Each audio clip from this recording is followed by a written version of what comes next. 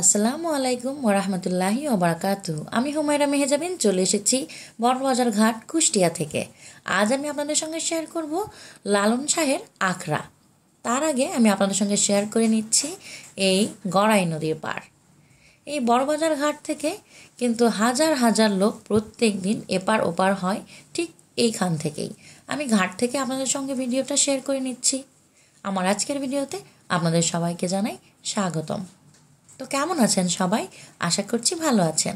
আল্লাহর অশেষ রহমতে আমিও ভালো আছি, আলহামদুলিল্লাহ। ঠিক এই মুহূর্তে স্ক্রিনে যে গাছগুলো দেখতে পাচ্ছেন, এই গাছ আমি ছোটবেলা থেকেই চিনি, কিন্তু অনেক দিনই চোখে পড়ে না। এই গাছের নাম হলো আকন্দ পাতার গাছ। গড়াই নদীর পাড় ঘেঁষে কুষ্টিয়ার ছেউরিয়া, এখানে এসে পৌঁছেছি আমরা লালনের আখড়ায়। আমাদের গ্রামীণ বাংলার মাটিতে জন্ম নিয়েছিলেন এক এমন মানুষ যিনি বলেছিলেন, সব লোকে কয় লালন কি জাত সংসারে, লালন বলে জাতের কি রূপ দেখলাম না এ নজরে। আজকের ভিডিওতে আমরা জানব সেই মহান বাউল সাধক দর্শনের মানুষের এমন একটি জায়গা যেখানে তিনি অনেক বছর কাটিয়েছেন তার ভক্তদের নিয়ে। তো আজ আমি চলে এসেছি কুষ্টিয়ার সেই লালন শাহের আখড়ায়। এই পুরো এলাকা সম্পূর্ণ সিসিটিভি দ্বারা নিয়ন্ত্রিত। লালন ফকির বা লালন শাহ বাংলার বাউল দর্শনের প্রাণ পুরুষ। তার জন্মস্থান ও পরিচয় নিয়ে ইতিহাসে নানা মত রয়েছে। ধারণা করা হয় তিনি 1774 সালের দিকে কুষ্টিয়ার ছেউরিয়া গ্রামে জন্মগ্রহণ করেন। তবে কেউ বলেন তিনি হিন্দু ছিলেন, কেউ বলেন মুসলমান, কিন্তু লালন নিজে কখনো কোনো ধর্মীয় পরিচয়ে বাধা পড়েননি। লোকমুখে এটাই প্রচলিত যে একবার তীর্থ যাত্রার পথে তিনি মারাত্মকভাবে অসুস্থ হয়ে পড়েন। তখন এক মুসলমান পরিবার তাকে আশ্রয় দেন, সেবা করে সুস্থ করে তোলেন। ফিরে এসে সমাজ তাকে বর্জন করে।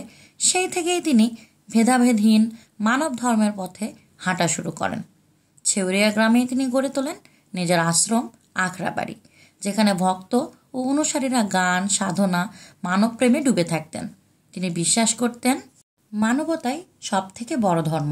তিনি বলেছিলেন, মানুষ ভুজলে সোনার মানুষ হবি, ধর্মভেদ নাই রে ভাই।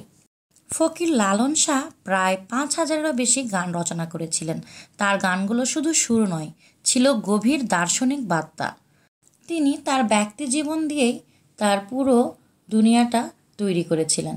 তিনি নিজের জাতির কাছে ফিরে গিয়েও সেখানে আশ্রয় পাননি এবং শেষে উনি এখানে এসেই নিজের আখড়া বাড়ি গড়ে তোলেন এবং তার ভক্তদের নিয়েই সবসময় গান বাজনা নিয়ে মেতে থাকতেন এবং মানুষের কাছে মানবতার ধর্ম প্রচার করতেন।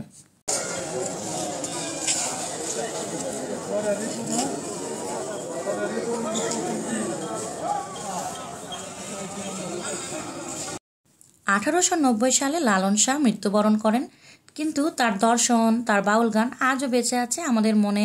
বাংলার প্রতিটি গ্রামে, প্রতিটি মেলার মাঠে এভাবেই তিনি এখনও বেঁচে আছেন। এই 17 অক্টোবর 2025 ওনার 135তম তিরোধান দিবস। এ উপলক্ষেই এখানে অনুষ্ঠিত হবে লালন মেলা, যার জন্য এখানে এত ভিড়। এছাড়া অন্যান্য সময় কিন্তু এই জায়গায় একদম ফাঁকাই থাকে।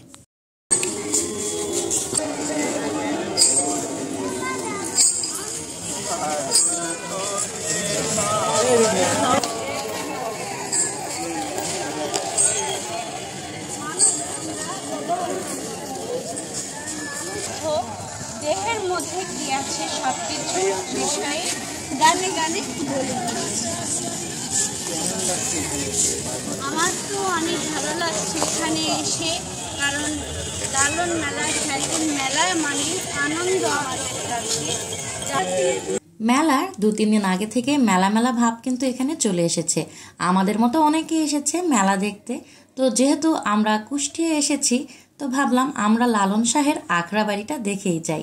এরপর কবে আসবো বা আসবই না। পুরো আখড়া বাড়ি লালনের ভক্তে ভরপুর। চারিদিকে কিন্তু ভক্তরা এসে জমে উঠেছে পরিবেশ এবং সবাই যে যার অবস্থান নিয়ে নিয়েছে। আপনারা যারা আমার ভিডিওতে দেখলেন, শুরু থেকে এখন পর্যন্ত কিন্তু আমি পুরোটাই শেয়ার করেছি। এইখানেই একাডেমিক ভবনের পাশেই আছে ফকির লালন শাহ মিউজিয়াম। আমরা সেখানে যেতে পারি নাই, যেহেতু সন্ধে হয়ে আসছিল, যার জন্য আপনাদের সঙ্গে শেয়ার করতে পারলাম না। তো লালন শাহের আখড়া বাড়ির ঠিক অপোজিট পাশেই রয়েছে অনেক কুটির শিল্পের পণ্য, আর ওনার সব থেকে পছন্দের একতারা। তো এখানে একতারা রয়েছে, ব্যাগ রয়েছে, মাটির জিনিসপত্র রয়েছে, শোপিস রয়েছে, বাচ্চাদের বাঁশি, ক্যাপ, একতারা, দোতারা, আরও আছে বিভিন্ন রকমের গানের জিনিসপত্র এবং কাঠেরও কিছু জিনিস রয়েছে এখানে। আরও ছিল বিভিন্ন ধরনের খাবারের দোকান। তো আমরা এখন হোটেলে চলে এসেছি। হোটেলে এসে আমি আমার বাচ্চাকে একতারাটা বাজিয়ে দেখাচ্ছিলাম যে ঠিক একতারা কিভাবে শব্দ করে আর কি সুন্দর একটা মিষ্টি শব্দ এই একতারা থেকে আসে।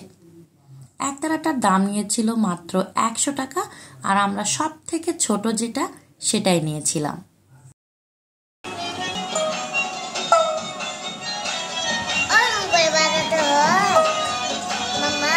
আজকের ভিডিও এ পর্যন্তই। দেখা হবে আগামী পরবর্তী নতুন কোনো ভিডিওতে। ততক্ষণ পর্যন্ত ভালো থাকুন, সুস্থ থাকুন। আসসালামু আলাইকুম, আল্লাহ হাফেজ।